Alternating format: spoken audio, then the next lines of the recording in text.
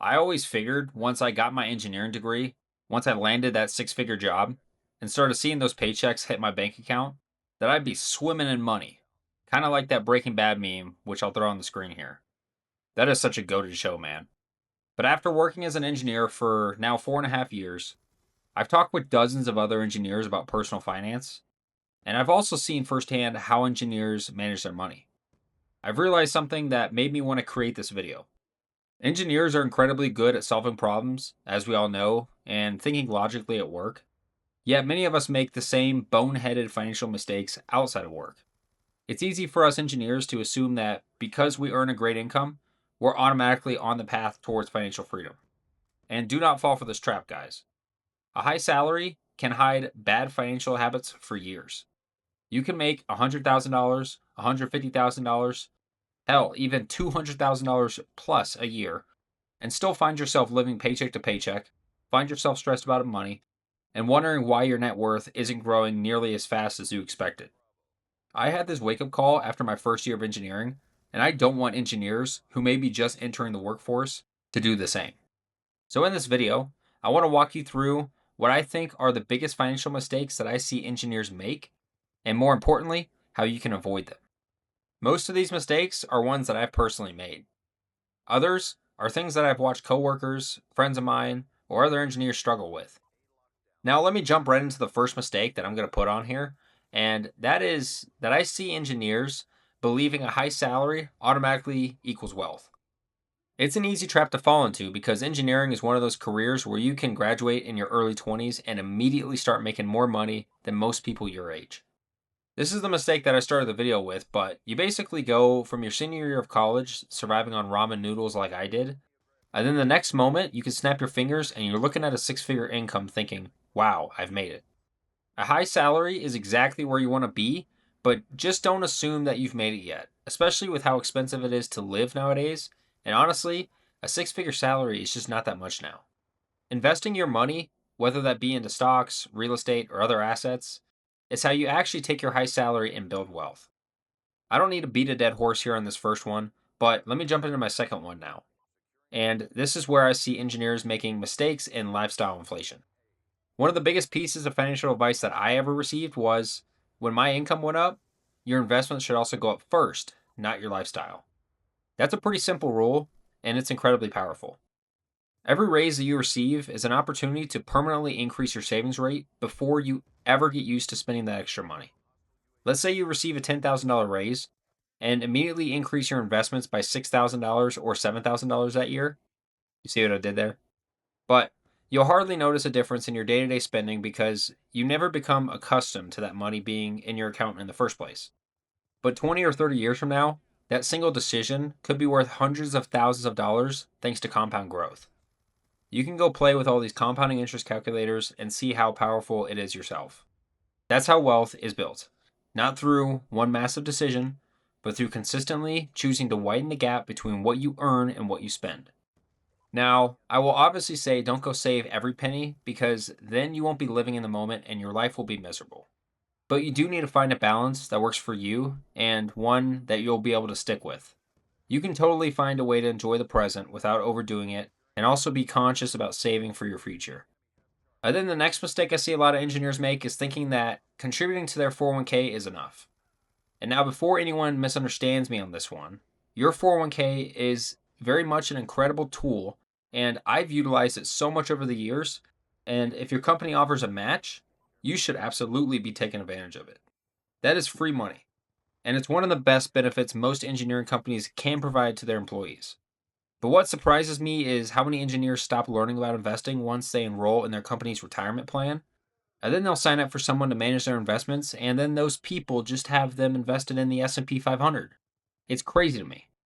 Every 2 weeks, these engineers that I think of in my head contribute a percentage of their paycheck. They'll glance at their account once or twice a year, and then they'll turn around and be like, look, guys, I'm investing. The problem with this is that your 401k is only one piece of a much bigger financial picture. There are Roth IRAs that can provide tax free growth. You got HSAs that are, in my opinion, the best account available. Then you got taxable brokerage accounts that give you flexibility of your money long before retirement. And then you can even build additional income streams outside of your engineering job.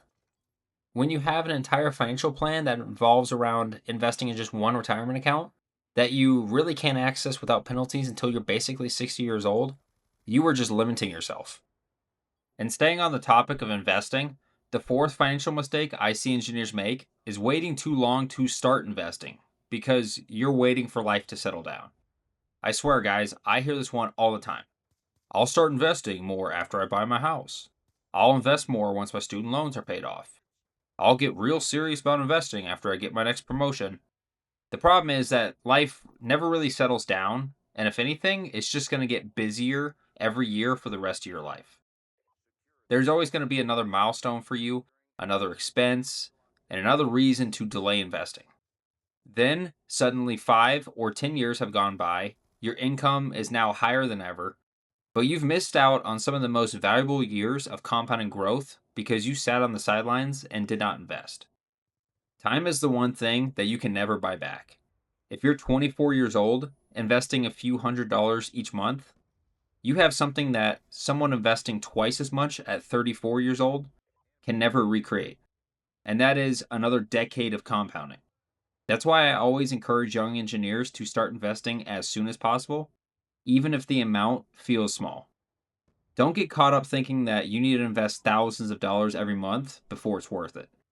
Your habit matters far more than the amount in the beginning of your investing journey.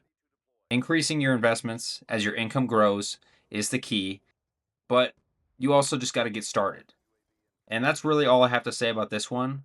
This is pretty cut and dry. So, yeah, now the fifth mistake that I'm thinking of is one that is pretty unique to engineers, and that's becoming too conservative with investing because, as we all know, us engineers, we naturally crave certainty. Engineering teaches us how to analyze all the risk around us. We love double checking, and we make decisions using data.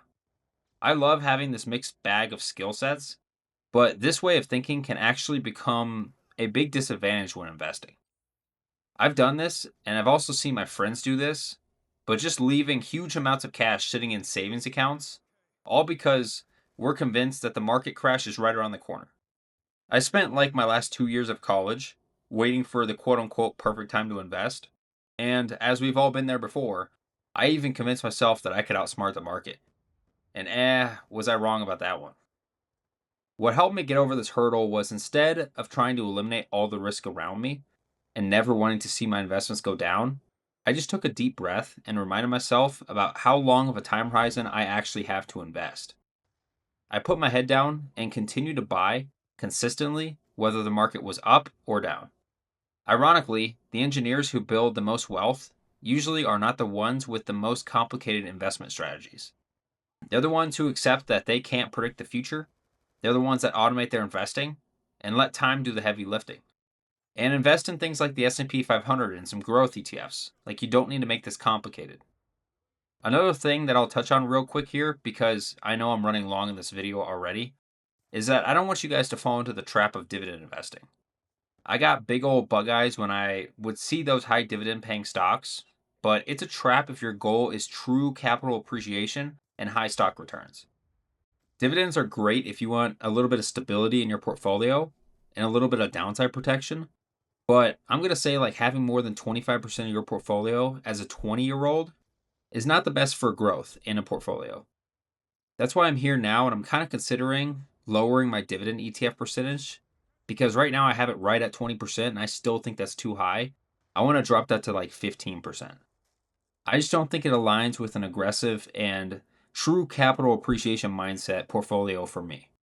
But I have a ton of videos on my ETFs and the strategy behind that. So if you want a more in-depth breakdown of that, go check those videos out. Okay, boys, I got two more financial mistakes that I want to cover, so hang in there. But I want to cover first a big financial mistake that I see people making is never negotiating their career because they're simply too loyal to a company or too comfortable in their current job. And I completely understand why this happens. And again, almost all these financial mistakes have happened to me once or twice. Engineers tend to value stability. We like becoming experts in our role. We build strong relationships with our teams. But sometimes that loyalty will come at a cost. I've seen incredibly talented engineers stay in the exact same position for 8 or 10 years accepting the standard 3% pay raise every year because it feels safe. Meanwhile, another engineer with similar skills could take on leadership roles, transfer into a different business unit, relocate to a new site, or even change companies entirely. And that person would see their income increase dramatically over the same time period. Now, I'm not saying everyone should jump ship every 2 years chasing the bag. There is real value in staying somewhere and enjoying your work and where you can continue to grow. But I do think every engineer should periodically ask themselves the honest question: am I still growing at my current role? If the answer is yes, then fantastic. Keep learning and keep taking on new challenges.